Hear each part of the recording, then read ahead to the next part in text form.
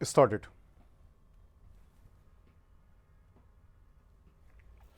मेरे प्यारे देशवासियों, नमस्कार। मन की बात यानी देश के सामूहिक प्रयासों की बात, देश की उपलब्धियों की बात, जन जन के सामर्थ्य की बात। मन की बात यानी देश के युवा सपनों, देश के नागरिकों की आकांक्षाओं की बात। मैं पूरे महीने मन की बात का इंतज़ार करता रहता हूँ ताकि आपसे सीधा संवाद कर सकूँ। कितने ही सारे संदेश। मेरा पूरा प्रयास रहता है कि ज़्यादा से ज़्यादा संदेश को पढ़ूँ, आपके सुझावों पर मंथन करूं। साथियों, आज बड़ा ही खास दिन है। आज राष्ट्रीय कैडेट कोर दिवस है। राष्ट्रीय कैडेट कोर का नाम सामने आते ही हमें स्कूल कॉलेज के दिन याद आ जाते हैं।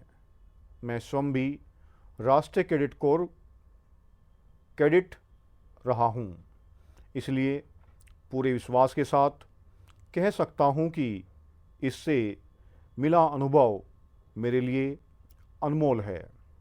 राष्ट्रीय कैडेट कोर युवाओं में अनुशासन, नेतृत्व और सेवा की भावना पैदा करती है। आपने अपने आसपास देखा होगा, जब भी कभी कहीं कोई आपदा होती है, चाहे बाढ़ की स्थिति हो, कहीं भूकंप आया हो, कोई हादसा हुआ हो, वहाँ मदद के लिए राष्ट्रीय कैडेट कोर के कैडेटों को ज़रूर मौजूद हो जाते हैं। आज देश में राष्ट्रीय कैडेट कोर को मजबूत करने के लिए लगातार काम हो रहा है। 2014 में करीब 14 लाख युवा राष्ट्रीय कैडेट कोर से जुड़े थे। अब 2024 में 20 लाख से ज़्यादा युवा राष्ट्रीय कैडेट कोर से जुड़े हैं। पहले के मुकाबले 5,000 और नए स्कूल कॉलेजों में अब राष्ट्रीय कैडेट कोर की सुविधा हो गई है। और सबसे बड़ी बात, पहले राष्ट्रीय कैडेट कोर में लड़कियां कैडेटों की संख्या करीब 25% के आसपास ही होती थी।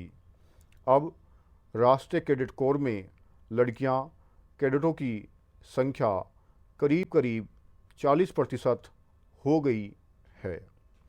बॉर्डर किनारे रहने वाले युवाओं को ज़्यादा से ज़्यादा राष्ट्रीय कैडेट कोर से जोड़ने का अभियान भी लगातार जारी है। मैं युवाओं से आग्रह करूंगा कि ज़्यादा से ज़्यादा संख्या में राष्ट्रीय कैडेट कोर से जुड़ें। आप देखिएगा, आप किसी भी आजीविका में जाएं, राष्ट्रीय कैडेट कोर से आपके व्यक्तित्व निर्माण में बड़ी मदद मिलेगी। साथियों, विकसित भारत के निर्माण में युवाओं का रोल बहुत बड़ा है। युवा मन जब एकजुट होकर देश की आगे की यात्रा के लिए मंथन करते हैं, चिंतन करते हैं, तो निश्चित रूप से इसके ठोस रास्ते निकलते हैं। आप जानते हैं, 14 जनवरी को स्वामी विवेकानंद जी की जयंती पर देश युवा दिवस मनाता है। अगले साल स्वामी विवेकानंद जी की 162वीं जयंती है। इसे बहुत खास तरीके से मनाया जाएगा। इस अवसर पर 11-12 जनवरी को दिल्ली के भारत मंडप में युवा विचारों का महाकुंभ होने जा रहा है। इस पहल का नाम है विकसित भारत युवा नेताओं का संवाद। भारत भर से करोड़ों युवा इसमें भाग लेंगे।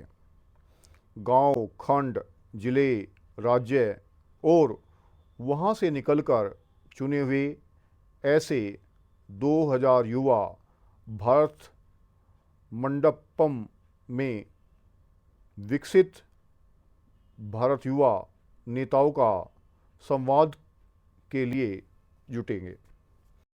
आपको याद होगा, मैंने लाल किले की प्राचीर से ऐसे युवाओं से राजनीति में आने का आह्वान किया है जिनके परिवार का कोई भी व्यक्ति और पूरे परिवार का राजनीतिक पृष्ठभूमि नहीं है। ऐसे 1 लाख युवाओं को, नए युवाओं को राजनीति से जोड़ने के लिए देश में कई तरह के विशेष अभियान चलेंगे।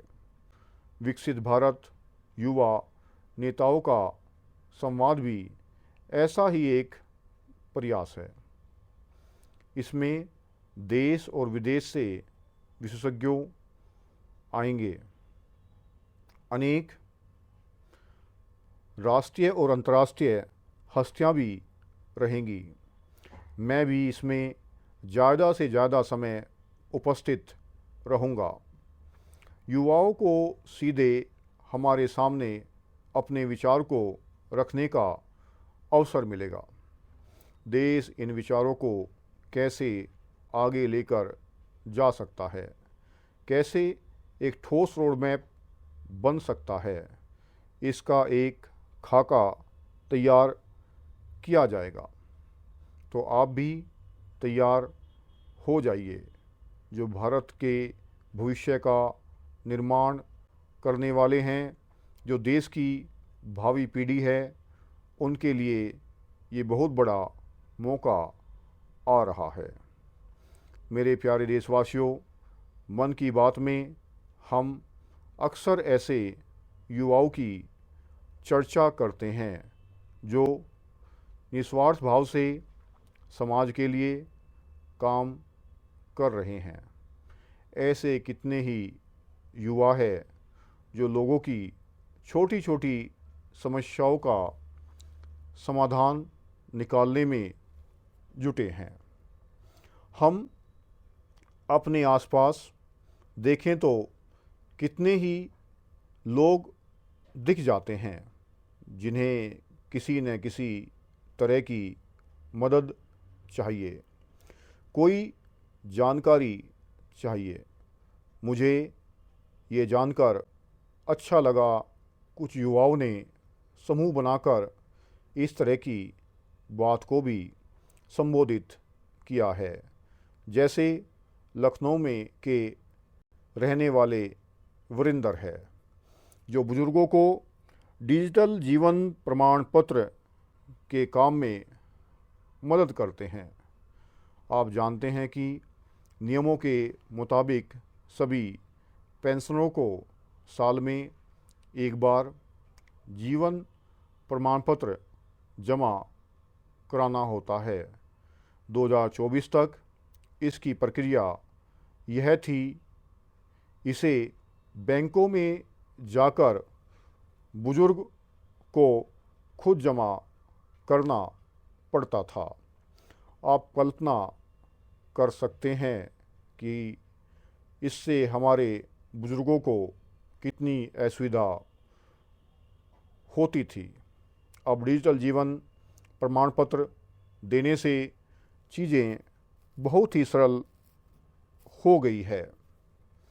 बुजुर्गों को बैंक नहीं जाना पड़ता। ये 801 शब्द है और 80 की इसकी स्पीड है। कंटेंट आपको भेज दिया जाएगा। धन्यवाद।